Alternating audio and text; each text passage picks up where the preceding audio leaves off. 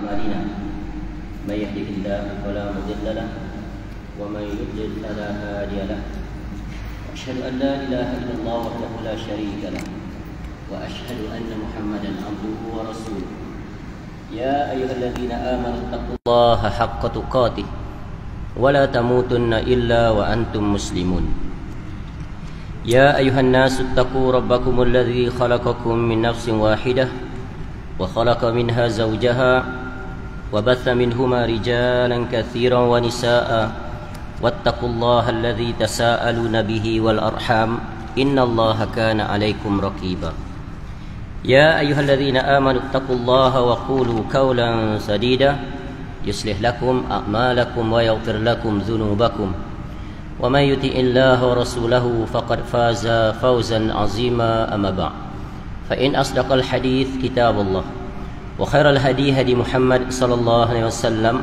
وشر الأمور محدثاتها وكل محدثة بدعة وكل بدعة ضلالة وكل ضلالة في النار Allahumma inna nas'aluka ilman nafi'a. Ya Allah, kami memohon kepada Engkau ilmu yang bermanfaat, wa rizqan thayyiba, dan rezeki yang baik, wa amalan mutaqabbala, dan amal yang diterima. Yang saya hormati Tuan Imam, ahli jawatankuasa masjid, tuan-tuan dan puan-puan rahimakumullah jami'an. Alhamdulillah, pertamanya saya bersyukur pada Allah Subhanahu wa taala dipertemukan dengan tuan-tuan semua pada malam ini. Dan saya ucapkan terima kasih kepada pihak masjid kerana sudi untuk menjemput saya menyampaikan kuliah pada malam ini. Yang insya-Allah untuk pertemuan pertama ini saya akan menyampaikan satu tajuk, iaitu kenalilah musuhmu agar kamu selamat. Yang merupakan mukadimah kepada kitab ataupun buku kecil yang saya akan gunakan untuk kuliah bulanan di sini, iaitu kitab yang bertajuk Agar Selamat Daripada Godaan Syaitan, disertai 20 kaedah untuk menghadapinya. Ya, buku kecil ini insya-Allah kuliah akan datang, mudah-mudahan tuan-tuan dan puan-puan rahimakumullah ya memilikinya. Dan saya pasti untuk pertemuan pertama ini ya tidak ada di antara tuan-tuan dan puan-puan yang memilikinya. Tapi ya sebagai permulaan kita akan masuk dulu ya beberapa kesimpulan penting berkaitan ya dengan apa yang terkandung di dalam buku kecil ini yang sangat besar faedahnya. Sebagaimana yang kita ketahui, di dalam agama ini ya, setiap perkara yang terkait dengan kita sebagai hamba Allah Subhanahu wa taala, maka hendaklah kita wajib mengetahui dan mempelajarinya. Dan kita mengetahui bahawa Allah menciptakan makhluknya itu, dan apa saja ciptaannya berpasang-pasangan ya, malam lawannya siang ya, kemudian ya malaikat adanya syaitan. Dan apa yang kita nak bentangkan di sini adalah terkait dengan musuh kita yang tak lain dan tak bukan adalah iblis dan cucu cicit keturunannya yang dikenali sebagai syaitan. Barangkali jarang kita mempelajari bab yang satu ini, padahal ia adalah perkara yang sangat penting dan merupakan salah satu daripada keutamaan yang hendaknya setiap kita mengetahui dan mempelajarinya. Kerana apa? Kerana ya syaitan dia merupakan musuh manusia yang paling utama. Ya, sebagaimana yang Allah rakamkan tentang iblis ya, dan juga anak cucu keturunannya, bagaimana perseteruan dan permusuhannya yang sangat ya dalam terhadap musuhnya satu-satu, iaitu manusia, anak keturunan Nabi Adam alaihissalam. Ya, dan perseteruannya bukan bermula di bumi, tetapi di tempat yang paling mulia, iaitu di dalam syurga. Sehingga ya berlakulah apa yang telah ditetapkan oleh Allah Subhanahu wa taala. Dan kita sebagai manusia, khususnya orang-orang yang beriman kepada Allah Subhanahu wa taala, hendaklah mengetahui tentang siapakah dia iblis dan juga syaitan itu, anak keturunannya, dan apa sajakah tipu daya yang dia lancarkan, jurus-jurusnya yang tak terhitung banyaknya, sejak dia berada di syurga, diturunkan ke dunia sampai hari kiamat. Kerana barang siapa yang tidak mengenali syaitan dan tipu dayanya, maka kebarangkilan untuk dia jatuh dalam perangkap syaitan sangat besar. Ya, sangat besar. Sebab itu di antara perkara yang wajib kita mempelajarinya adalah hal yang terkait tipu daya syaitan. Kerana betapa banyak manusia yang terjatuh dalam perangkap syaitan, sama ada dia sedar atau dia tidak sedar. Mari kita lihat apa kata Al-Quranul Karim. Di dalam ayat-ayat Al-Quranul Karim, Allah paparkan tentang kisah di antara Nabi Adam alaihissalam dan isterinya serta anak keturunannya, iaitu pertemuannya dengan iblis, kemudian anak keturunannya syaitan. Ya, kita akan temui kisah-kisah itu Allah perincikan terang dan jelas. Ya, semisal di beberapa surah. Contoh pada surah Al-Baqarah, surah yang kedua, Allah paparkan pada ayat 30 hingga 39. Ya, bagi tuan-tuan yang ada handphone ke, ada pen, catat. Yang kedua dalam surah Al-A'raf, surah yang ketujuh, ayat 11 hingga 25. Yang ketiga pada surah Al-Hijr, surah yang ke-15, ayat 26 hingga 44. Yang keempat dalam surah Taha, surah yang ke-20 pada ayat 115 hingga 126. Yang kelima dalam surah Sad, surah yang ke-38, ayat 67 hingga 88. Dan yang keenam surah Al-Isra, surah yang ke-17 pada ayat 61 hingga 65. Dan banyak lagi. Ini sekadar contoh. Bagaimana Allah Ta'ala menjelaskan tentang awal permusuhan di antara iblis dengan Nabi Adam alaihissalam. Kita ambil satu ayat daripada surah Al-Hijr. Surah Al-Hijr yang telah saya sebut tadi, iaitu ayat 28 hingga 35. Allah merakamkan dan menjelaskan kepada kita kesemuanya. Sebab itu, orang-orang yang mengakrabkan dirinya dengan Al-Quranul Karim, dia baca dengan pemahaman, pasti dia akan temui kisah ini, dan pasti dia akan dapat mengeluarkan fawaid ataupun faedah-faedah yang sangat berguna. Sebab itu orang yang selamat berjalan di atas kehidupan ini, tak ada sumber lain melainkan dia mesti kembali kepada panduan yang terkandung di dalam ayat-ayat Al-Quranul Karim. Pelajaran penting, jangan hanya sekadar menjadikan Al-Quran untuk dibaca sahaja. Majoriti umat Islam, perkara yang pertama ini banyak mereka tunaikan. Namun langkah yang kedua yang lebih utama daripada itu adalah memahaminya. Membaca dengan pemahaman. Read with understanding. Baca dan faham. Masih belum cukup. Lepas itu apa nak dibuat? You live with it. Berjalan dengannya. Maknanya membaca, faham, tadabur, and then come out action plan. Itu yang penting. Tapi sayang, perkara ini sedikit sekali dilakukan oleh kaum muslimin. Jadi hendaklah kita memastikan kewajipan kita terhadap Al-Quran, kita tunaikan seperti itu. Dengan itu kita akan dapat meraih tak terhitung faedah, dan dengan itu kita akan selamat dalam melalui kehidupan kita yang penuh dengan ujian. Yang mana ujian paling utama adalah daripada syaitan. Syaitan telah berjanji kepada Allah Subhanahu Wa Taala, dia akan menyesatkan anak keturunan Bani Adam sebagaimana yang Allah sebut dalam surah Al-A'raf ayat 16 hingga 17. A'udzubillahi minasyaitonirrajim. Qala fabima aghwaytani la aqudanna lahum siratal mustaqim thumma la atiyannahum min baini aydihim wa min khalfihim wa an aymanihim wa an syama'ilihim wa la tajidu aktsarahum syakirin. Iblis menjawab, iblis menjawab kepada Allah Ta'ala, kerana engkau telah menyesatkan aku, pasti aku akan selalu menghalangi mereka dari jalanmu yang lurus. Kemudian pasti aku akan mendatangi mereka dari depan, dari belakang, dari kanan, dan dari kiri mereka. Dan engkau tidak akan mendapati kebanyakan mereka bersyukur, yakni taat. Terbukti atau tidak perkataan ini? Terbukti. Betapa majoriti penduduk muka bumi ini mengikut telunjuk syaitan. Nisbah penduduk dunia sekarang ini, katakanlah dianggarkan berdasarkan statistik, iaitu sekitar 8 bilion. Berapa bilion yang kufur, yang kafir kepada Allah? 6 bilion. Orang kafir 6 bilion. Kaum muslimin 2 bilion.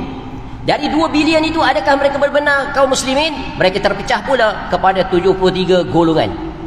Kerana Nabi SAW menjelaskan, umatku akan berpecah kepada 73 kelompok golongan. kulluhum finnar, semua akan masuk neraka, illa millatan wahidah, kecuali satu je. The only safe group satu je daripada 73 tadi. 72 pergi mana? Ke neraka. Kenapa ke neraka? Mengikuti ni tipu daya syaitan. Padahal Allah telah ingatkan kita, inna syaitana lakum adu fattakhizu adu. Sesungguhnya syaitan itu musuh kamu yang paling nyata, maka jadikan dia the only and the one, ya, your main enemy, musuh anda nombor satu. Jangan jadi kawan, jangan jadi sekutu. Tapi betapa banyak manusia yang ikut telunjuk syaitan. Apa bukti? Mereka melanggar perintah Allah, mereka tidak taat kepada Allah, mereka bermaksiat kepada Allah, mereka terkena penyakit cinta dunia, takut mati. Mereka lebih mengutamakan dunia dan seisinya berbanding apa yang Allah persiapkan untuk mereka di negeri akhirat.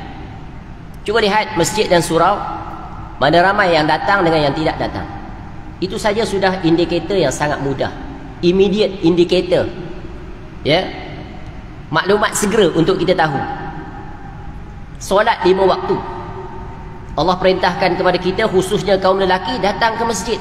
Kaum lelaki mandatory, there is no option, tak ada pilihan kecuali uzur syar'i kaum lelaki. Tapi kita anggap solat berjamaah itu bagi lelaki sunat muakkad, padahal bertentangan dengan dalil. Cuba lihat contoh teladan kita yang hendaknya kita wajib mengikuti. Siapa? Nabi SAW. Pernah tak Nabi SAW meninggalkan solat berjamaah? Pernah, boleh dibilang dengan jari. Itu pun di penghujung usia, beberapa hari sebelum kewafatan Nabi SAW. Cuba lihat Nabi SAW dalam bermukim, dalam bermusafir, dalam aman, dalam keadaan tidak aman, dalam keadaan peperangan, Nabi SAW solat berjamaah atau tidak? Dalam peperangan solat dipanggil solat apa? Dalam keadaan takut, solat khusuf, ya, solat takut, dalam keadaan takut. Susun atur beberapa variasi solat berjamaah bagi tentera yang berhadapan dengan musuh. Bayangkan dalam keadaan berperang pun masih Nabi SAW laksanakan solat berjamaah. Ini kita dalam keadaan yang sangat aman, majoriti tidak datang. Jadi kita ikut siapa? Itu bukti bahawa banyak manusia terjatuh dalam tipu daya syaitan. Kerana syaitan dia sangat licik, ya, syaitan sangat licik. Jadi, ya, kembali kepada surah Al-Hijr ini, bagaimana Allah memaparkan awal perseteruan dan permusuhan agar kita tahu, ya, sejarah awal ini. Kerana belajar daripada sejarah akan memberikan faedah yang tak terhitung banyaknya kepada kita. Dan sejarah pasti akan berulang, ya, cuma tokoh-tokohnya saja berbeza. Syaitan akan menggunakan strategi yang sama, ya, di sepanjang zaman dia akan guna strategi yang pelbagai, ya, dia akan masuk melalui banyak jalan yang nanti kita akan ambil faedah daripada kitab kecil ini.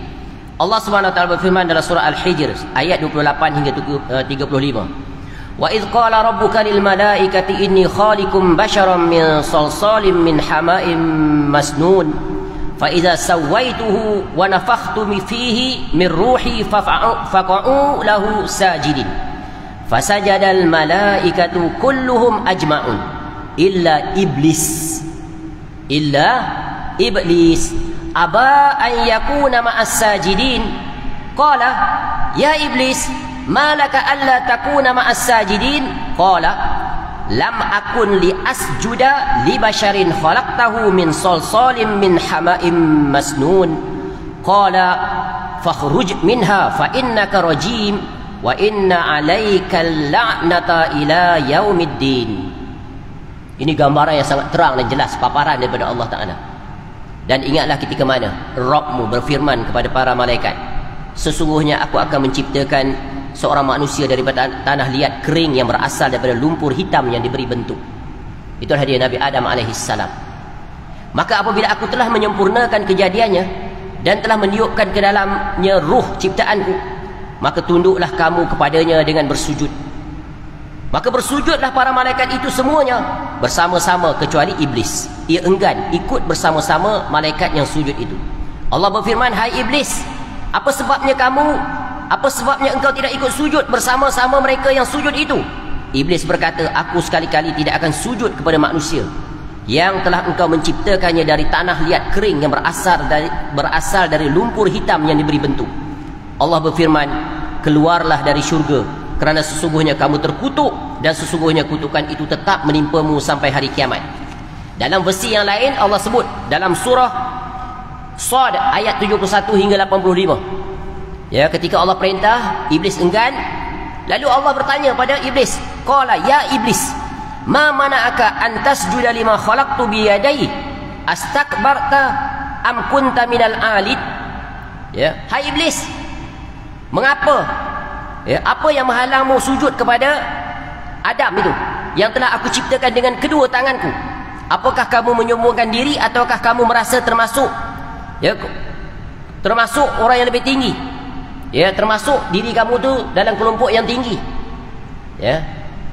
Lalu iblis berkata, tengok, nanti ada faedah yang sangat besar ni daripada dua ayat daripada dua surah yang berbeza ini, ya. Qala, jawab iblis, ada jawapan. Betapa berani dia kepada Allah Ta'ala. Kenapa kau tak nak sujud kepada Adam yang aku cipta daripada kedua tanganku? Lalu dia jawab, qala ana khairum minhu, aku ni lebih baik daripada dia. Sebab apa? Khalaqtani min narin wa khalaqtahu min tin.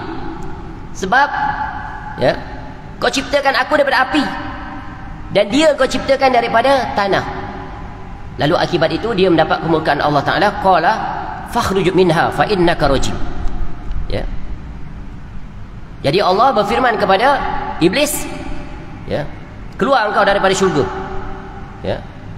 Dia direjam, ya, dilaknat oleh Allah Subhanahu Wa Taala. Baik, sekarang kita akan buat kesimpulan-kesimpulan penting. Di antara perbandingan Adam alaihissalam yang Allah ciptakan dan iblis juga sebagai makhluk yang Allah ciptakan, ya. Yang pertamanya adalah tentang Adam alaihissalam, ya. Adam alaihissalam, ya, Allah muliakan Adam alaihissalam ini dengan 4 keistimewaan. Datuk kita Adam alaihissalam. Yang pertama, Adam alaihissalam diciptakan secara langsung oleh Allah Ta'ala dengan kedua tangannya. Adapun makhluk lain Allah ciptakan dengan kun fayakun. Surah Yasin tu baca, betul kan? Ini dalam bab kita memahami tentang asma' was sifat, ya, maka kita akan pelajari, ya. Sebab Allah sebut dalam surah tadi, aku ciptakan dia daripada dua tanganku. Ini ada kaedah di dalam memahami ayat-ayat sifat Allah Subhanahu Wa Taala, tapi bukan di sini untuk membahaskannya. Imani saja, kerana Allah yang menjelaskan tentang dirinya. Bagaimana kita nak kenal Allah? Siapakah yang paling mengenal Allah Taala? Tuan-tuan, siapa yang paling mengenali Allah Taala tentang dirinya? Siapa? Allah Taala sendiri, betul kan? Dan Allah menerangkan tak dirinya di dalam Al-Quran? Allah terangkan banyak. Contoh, di awal ayat sampai akhir ayat, sepanjang perjalanan 14 surah, 114 surah, kita pasti akan jumpa Allah terangkan tentang dirinya. Dimulai dengan isti'azah. A'udzubillahi minasyaitonirrajim. Aku memohon perlindungan, ya, daripada Allah dengan kejahatan syaitan yang direjam. Allah memperkenalkan dirinya Allah. Ma mana Allah? Al-ilah. Ma mana al-ilah? Al-ma'luh al-ma'bud. Dia adalah Rabb, ilah yang wajib kita tunduk, patuh, taat, beribadah kepadanya. Allah perkenalkan dirinya. Bismillahirrahmanirrahim. Isti'anah, mohon pertolongan. Tadi mohon perlindungan daripada kejahatan, sekarang mohon pertolongan. Isti'anah, mohon perlindungan dengan siapa? Dengan Allah. Apa sifatnya? Ar-Rahman Ar-Rahim. Allah memperkenalkan sifatnya Ar-Rahman Ar-Rahim. Kemudian Allah ajar kita puji kepadanya. Alhamdulillahi Rabbil Alamin. Ini kalau syarah tentang suratul Fatihah, ya Allah, besarnya faedah. Sebab tu dinamakan Ummul Kitab, intisari, ikhtisar kepada seluruh 113 surah, kembali kepadanya. Dan intisari seluruh Al-Quran kembali kepada ayat Iyyaka na'budu wa iyyaka nasta'in. Asta'inu billah. Isti'anah kembali kepada bismillah. Tapi cukup tak kat tu, ya, bukan tempatnya untuk kita syarah bahagian itu, tapi penting. Sebab itu suratul Fatihah wajib kita baca. Sebab itu kalau kita faham intisari, faedah, kesimpulan suratul Fatihah, kita akan menjadi hamba yang benar-benar bertakwa kepada Allah, selamat daripada tipu daya syaitan. Kita akan berjalan menuju kepada Allah dan kita akan sampai kepada Allah. Kenapa? Bahagian yang pertama iaitu Allah mengajar kita bagaimana mentauhidkannya. Dari sisi kita memuji Allah, membesarkan Allah dari sisi ar-rububiyah. Allah dia adalah al-khaliq, al-malik, al-mudabbir. Kemudian Allah mengajar bagaimana kita memujinya. Kemudian Allah mengajar iaitu kewajipan kita sebagai seorang hamba, iaitu kepada Allah sahajalah kita beribadah dan kepada Allah sahajalah kita memohon pertolongan. Kemudian baru datang bahagian kita. Tadi bahagian Allah Ta'ala, separuh lagi bahagian kita. Kita mohon kepada Allah, ihdinas siratal mustaqim, siratal ladzina an'amta alaihim, ila akhiril ayah. Kalau kita faham konsep ni, maka kita akan selamat daripada tipu daya syaitan. Adapun perincian daripada surah ini akan kembali kepada 113 surah itu. Maka tadaburlah di situ. Baik, kembali pada ayat ini. Ya. Jadi, ya, Allah ciptakan Adam alaihissalam ya dengan 4 keistimewaan. Yang kedua, ditiupkan dalam dirinya ruh oleh Allah Ta'ala. Yang ketiga, para malaikat dan iblis diperintahkan sujud kepadanya. Sujud di sini maksudnya bukan sujud untuk beribadah kepada Adam alaihissalam, tak. Sujud sebagai bentuk pemuliaan dan penghormatan. Boleh faham tak? Ya, kerana sujud dan rukuk tak boleh ya dilakukan kecuali hanya pada Allah. Boleh tak sujud pada makhluk? Kita sujud pada manusia, kita cium kaki dia dalam keadaan kita sujud, boleh tak? Tak boleh. Sebab itu Nabi SAW dalam hadis secara makna, jikalah boleh diperintahkan untuk sujud seseorang kepada makhluk, pasti seorang isteri diperintahkan untuk sujud pada suaminya. Tapi tak boleh. Sebab sujud, rukuk adalah bentuk penghinaan diri seorang hamba. Penghinaan diri seorang hamba tak boleh ditujukan pada hamba, sama makhluk, tak boleh. Hanya kepada Allah. Sebab itu kedudukan yang paling mulia dalam solat ini adalah ketika sujud. Bentuk penghinaan paling kemuncak seorang hamba kepada Rabbnya. Dan dia di tempat itu tempat paling mustajab doa. Sebab itu Nabi SAW mengatakan, ketika kamu sujud, fa'aksirud doa, perbanyakkan doa kepada Allah. Minta apa yang kita nak. Ya, di 2 tempat dalam solat. Satu di sujud, satu fi duburi kulli solat, iaitu pada tahiyat akhir sebelum bagi salam. Sebab itu ketika itu disunahkan untuk kita memperbanyakkan doa, khususnya kalau kita solat bersendirian. Apa saja doa yang kita baca di situ. Ya, minta mohon daripada 4 perkara. Ya, azab kubur, azab dunia, fitnah dunia. Kemudian azab apa? Azab pula. Apa, fitnah dajjal, betul kan? Setelah itu minta apa saja? Rabbana atina fid dunya hasanah, Rabbana ighfir lana, dan sebagainya. Minta di situ. Tapi sayang, kita sia-siakan tempat tersebut. Kita pindah dia keluar daripada solat. Padahal tempat di situ yang Nabi SAW suruh fa'aksirud doa. Ya, jangan lupa. Contoh kita baca doa, Allahumma a'inni ala zikrika wa syukrika wa husni ibadatik, Allahumma inni as'alukal huda wa tuqa wal afafa wal ghina. Di situ. Ya, berdasarkan hadis Nabi SAW memerintahkan kita. Tapi kalau kita jadi imam, tak baca lah panjang-panjang, tuan-tuan, betul kan? Baca yang 4 tadi cukup lah, mohon perlindungan. Kalau solat bersendirian, disitulah kita memanjangkan doa. Sebab apa? Sebab itu adalah live telecast, direct dengan Allah. Allah berbicara dengan kita, kita berbicara dengan Allah. Baik, kembali.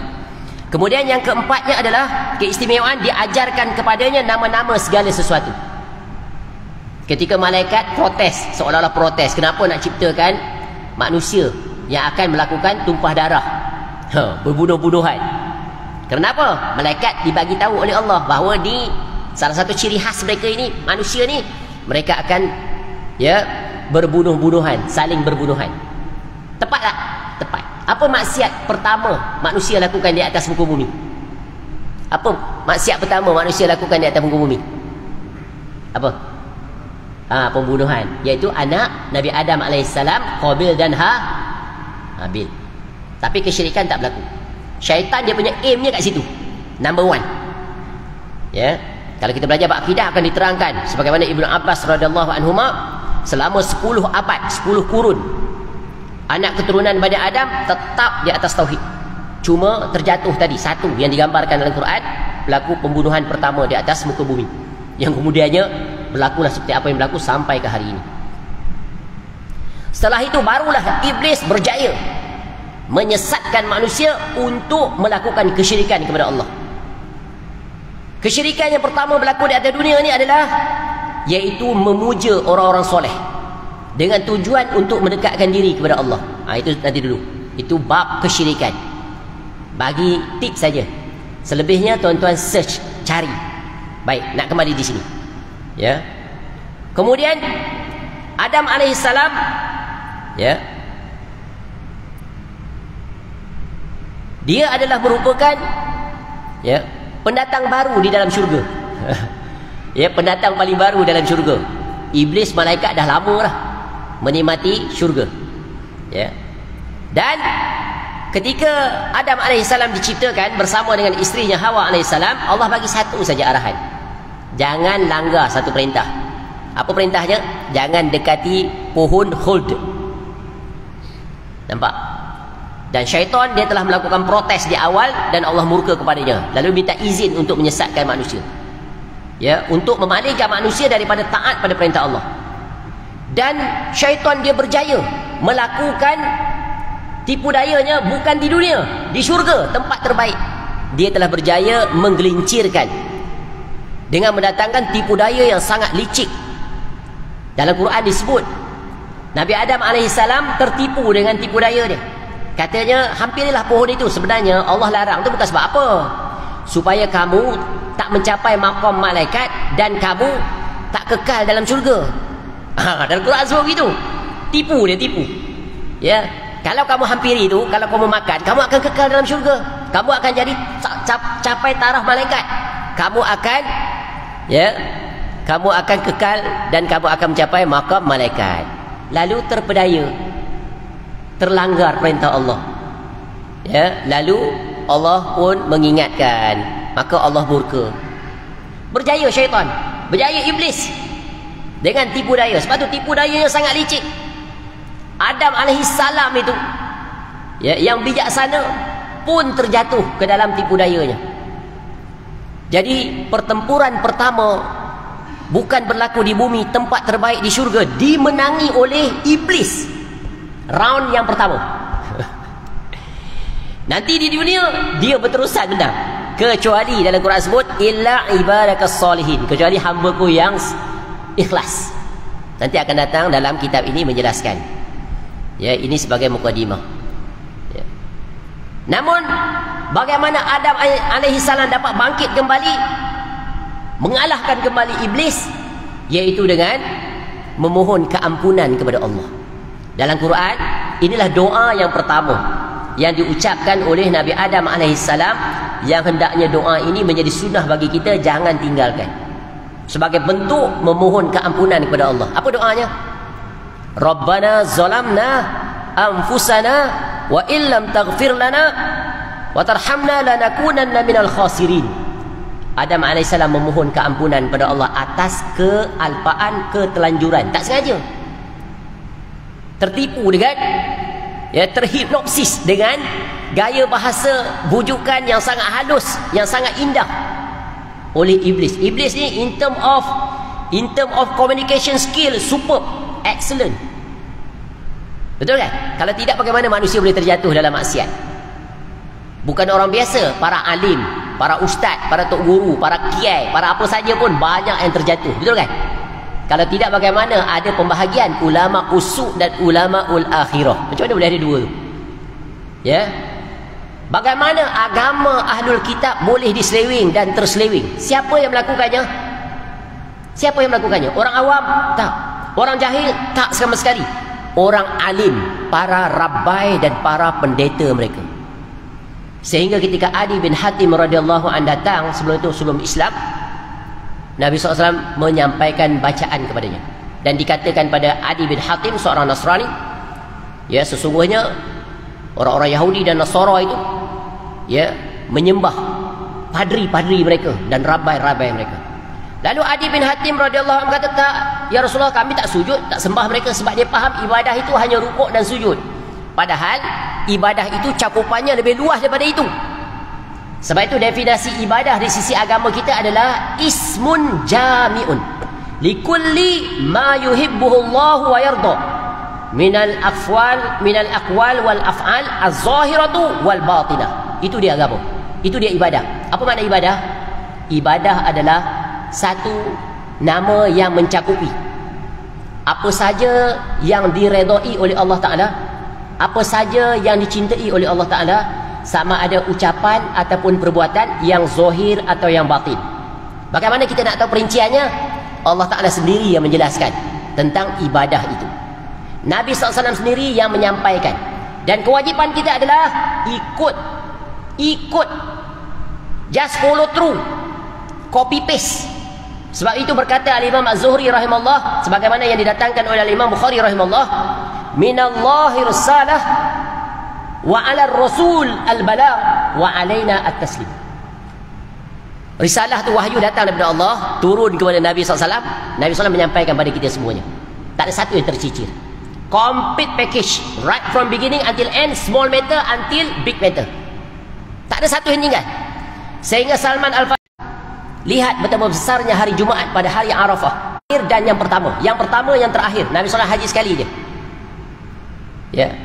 Ketika seorang Yahudi datang kepada Umar radhiyallahu anhu, ada satu ayat di dalam Al-Quran, kalau turun kepada kami akan menjadikannya sebagai hari raya. Lalu Yahudi itu baca Al-Quran, pandai dia baca. Al-yawma akmaltu lakum dinakum wa atmamtu alaikum ni'mati wa raditu lakumul Islam madina. Lalu kata Umar radhiyallahu anhu, khalifah Islam, sesungguhnya aku tahu ayat itu, bila dia diturunkan dan di mana dia diturunkan. Yaitu dia turun pada hari Arafah, yaitu pada hari Jumaat, bersama dengan Rasulullah SAW menunaikan haji wada yang terakhir dan yang pertama. Kerana Nabi SAW sepanjang usia hanya sekali mengerjakan haji, sekitar 4 atau 5 kali umrah. Dan setelah itu 3 bulan Nabi SAW wafat, ya, pada hari apa? Nabi SAW wafat pada hari Isnin. Betul? Betul? Nanti dulu itu kembali. Jadi kembali kepada ayat tadi, kisah tadi. Jadi Adam AS bangkit kembali. Iblis mengalahkannya dengan Adam AS dan isterinya terlanggar perintah Allah, tapi dia bangkit dan mengalahkan iblis dengan memohon keampunan. Rabbana zalamna anfusana, ya, wahai Tuhan kami telah menzalimi diri kami. Jika engkau tidak mengampuni kami, maka nescaya kami termasuk dalam kelompok orang yang rugi. Orang yang beruntung sepanjang usia kehidupan adalah orang yang mendapat pengampunan daripada Allah Subhanahu wa taala. Sebab itu kita setelah selesai solat, tak boleh tidak, mula-mula setelah bagi salam, qaulul imam dan juga jamaah ba'da salam apa? Astaghfirullah, astaghfirullah, astaghfirullah. Ya Allah, ampunlah dosaku. Kerana kita insan tak pernah lepas daripada dosa, apatah lagi kita hidup di zaman sekarang. Tok guru kah dia, ustaz kah dia, tok imam kah dia, selain daripada itu semua setiap hari tak pernah lepas daripada dosa. Betul atau tidak tuan-tuan?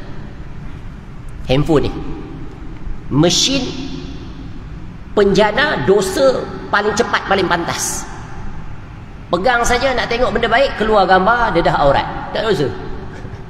Buka saja ada lagu macam-macam, sekali-sekali termasuk dalam tempat yang dilarang. Tapi Allah bagi kita satu nikmat, iaitu istighfar. Dan Allah bagi kita umat Nabi SAW istighfar yang paling agung, iaitu sayyidul istighfar. Baca sekali lepas solat subuh, setelah kita berzikir, setelah salam itu, ya, kemudian baca setelah asar, sebelum maghrib. Kalau kita mati di antara waktu itu 24 jam, dijamin diampuni. Kalau dah diampuni, ke mana kita tuan-tuan? Ke syurga. Allahumma anta rabbi la ilaha illa ants khalaqtani wa ana abduka wa ana ala ahdika wa wa'dika mastata' a'udzubika min syarri ma sana' abu'u laka bi ni'matika alayya wa abu'u bi zambi faghfirli fa innahu la yaghfiru dzunuba illa anta. Ini pengaduan dan pengakuan seorang hamba bahawa dia ini hamba yang banyak dosa. Dan memang Allah ciptakan kita seperti itu, tapi Allah nak uji kita sejauh mana kita bangkit setelah jatuh ke dalam dosa. Nabi SAW menjelaskan kita ini, al-insan, anak bani Adam ini, kullu bani Adam khata' wa khairul khata' at-tawwabu. Anak keturunan bani Adam ini selalu buat salah, dan sebaik-baik orang yang bersalah adalah mereka yang bertaubat kepada Allah. Sebab itu Allah pada dirinya memiliki sifat Al-Ghafur, Al-Ghaffar, Al-Ghaffar, Al-Afu, At-Tawwab. Banyak situasi kita dalam setiap hari itu Allah sediakan pengampunan. Berwuduk, gugur dosa. Langkah kaki ke masjid, balik ke masjid, gugur dosa-dosa. Bulan Ramadan tak lama lagi, beberapa hari saja lagi. Bulan di antara bulan yang paling banyak namanya, menunjukkan betapa besarnya keutamaan bulan Ramadan. Banyak nama tak dia? Paling banyak nama berbanding dengan 11 bulan Hijriah yang lain.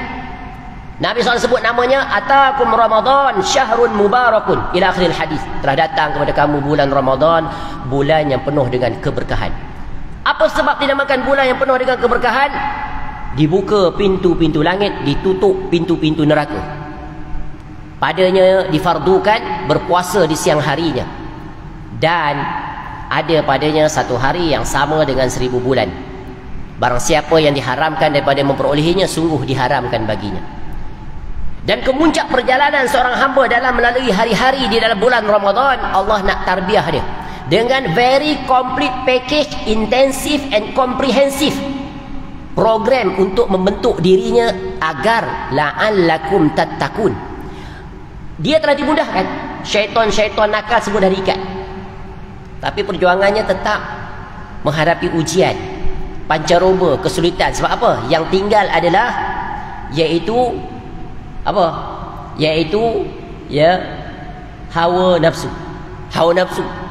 Nafsu yang paling sulit untuk dijinakkan. Hatta bulan Ramadan pun susah. Bulan Ramadan, ramai orang yang kenal Allah Ta'ala hanya pada bulan Ramadan. Selepas bulan Ramadan, ba'idun ghaibun. Dia menjarakkan dirinya, menghilangkan diri, jauh, tak datang lagi ke rumah Allah. Seolah-olah dia hanya kenal Allah pada bulan Ramadan. Kenapa jadi demikian? Kerana mengikuti bisikan tipu daya hawa nafsu yang telah di well train oleh syaitan. Syaitan sebelum dia dihalang masuk bulan Ramadan, dia dah bagi wasiat dah. Dia dah bagi strong reminder kepada nafsu tu. Nanti kamu teruskan perjuanganku. Perjuangan belum selesai. Seolah-olah begitulah. Tak ada dalam hadis. Ni seolah-olah nak gambarkan supaya kita faham. Sebab tu kadang ada orang hairan kan, kenapa syaitan dah diikat bagai-bagai tapi tetap juga orang melakukan maksiat. Dan begitulah seterusnya. Baik. Belum isyak lagi? Seminit. Masya Allah. Ada boleh, lepas tu boleh campur sikit boleh? Sebab saya tak cerita tentang syaitan sedikit. Baik. Ya. Jadi Nabi Adam AS Allah kurniakan, iaitu dengan luasnya rahmat Allah, Allah Maha Pengampun. Sebab itu cuba tengok bulan Ramadan.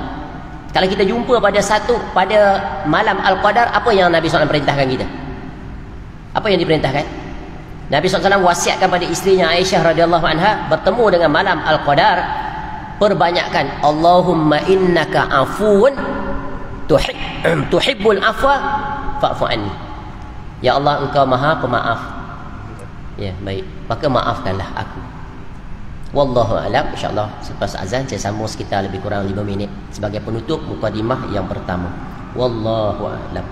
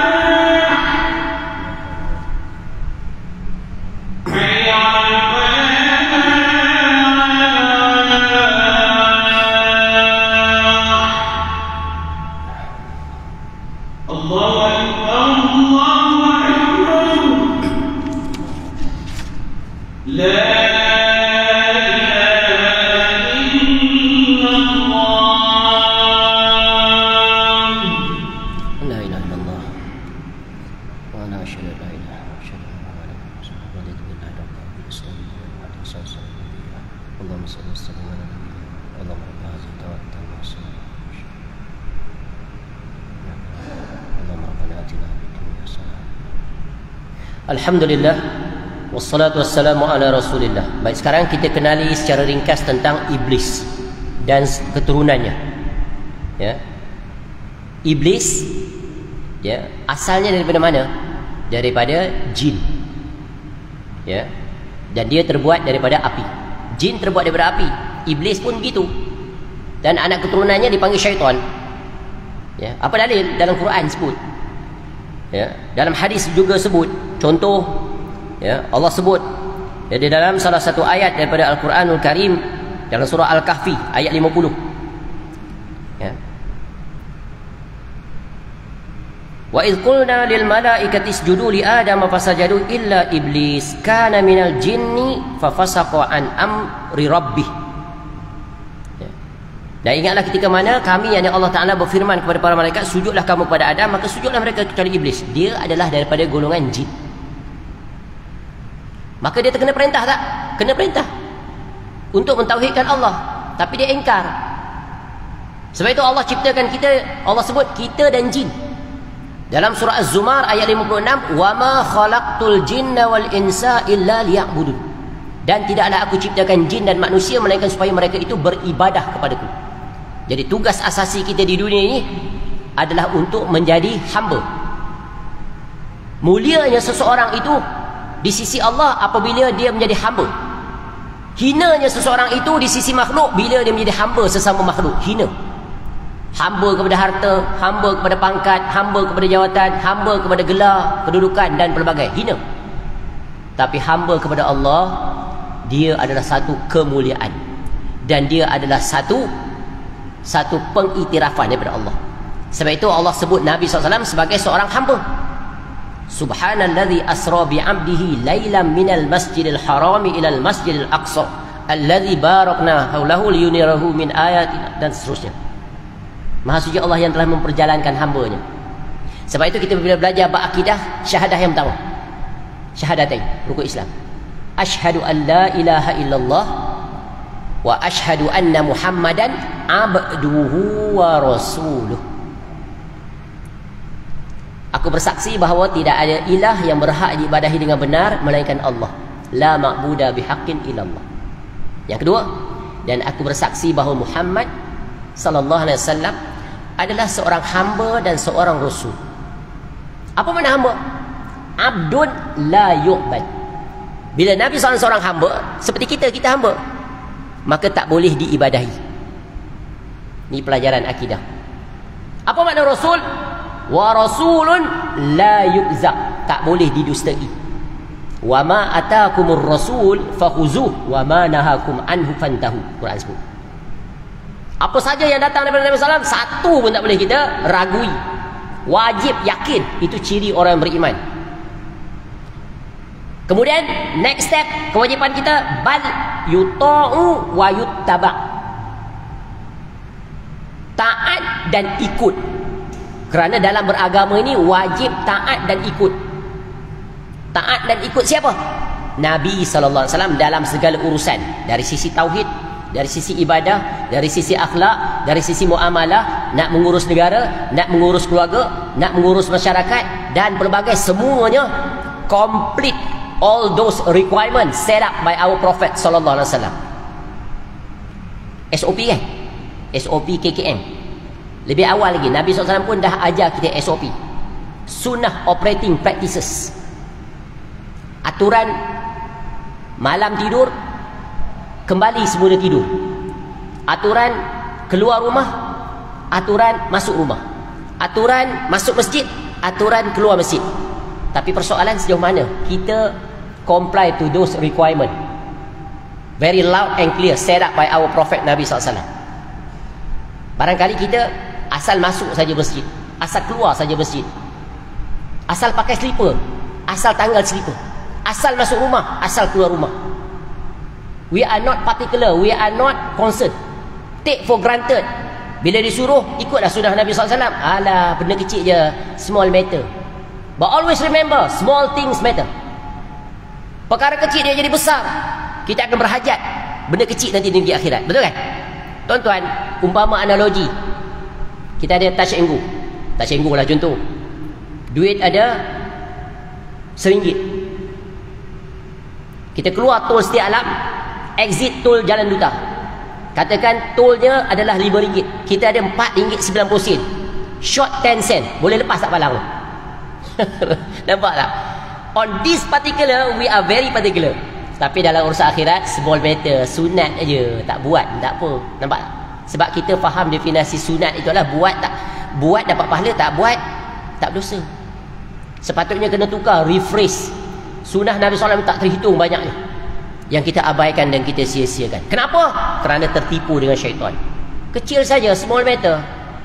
Padahal orang yang cinta pada Nabi SAW, small thing matters. Apa saja yang dia mampu buat, dia pasti akan berusaha untuk berbuat. Kerana di antara syarat terhadap syahadatain yang kedua tadi, iaitu tasdiquhu fima akhbara, ta'atuhu fima amar. Tu prinsip seorang mukmin terhadap Nabi SAW. Membenarkan apa saja yang disampaikan, tak ada istilah small matter, kecil saja, tak buat tak apa. Dan taat terhadap apa yang diperintahkan oleh Nabi SAW dari dua jurusan, yang wajib, yang sunat. Try our best, maximizing our true potential. Itulah namanya mujahadah. Sebab tu bulan Ramadan adalah bulan untuk kita maximizing our true potential. Mujahadah tahap tertinggi. Walladzina jahadu fina lanahdiyan lahum subulana. Baik, cukup tak tu? Kembali balik pada sini secara ringkas. Ya, jadi syaitan, iblis. Ya, boleh lagi ke proses ni? Cukuplah dulu Tentang pun nampak saya semacam sebab panjang ni perbahasan ni. Stay tune, next session insya-Allah. Kalau panjang umur kita jumpa lagi. Ya, saya akan sambung tentang biografi secara ringkas tentang iblis dan anak keturunannya. Semoga Allah Ta'ala menjaga kita daripada tipu daya syaitan. Dan semoga Allah berikan bimbingan kepada kita sebagaimana yang sentiasa kita minta kepada Allah, ihdinas siratal mustaqim, supaya kita berjalan di atas panduan Al-Quranul Karim dan hadis Nabi sallallahu alaihi wasallam sebagaimana yang telah diterjemahkan oleh generasi terbaik, iaitu para sahabat Nabi sallallahu alaihi wasallam, yang mereka itulah yang dikurniakan nikmat sebagaimana yang disebut an'amta alaihim. Wallahu a'lam. Mudah-mudahan bermanfaat. Minta maaf tuan-tuan dan puan-puan jika ada tersilap, terkasar dan terlebih waktu.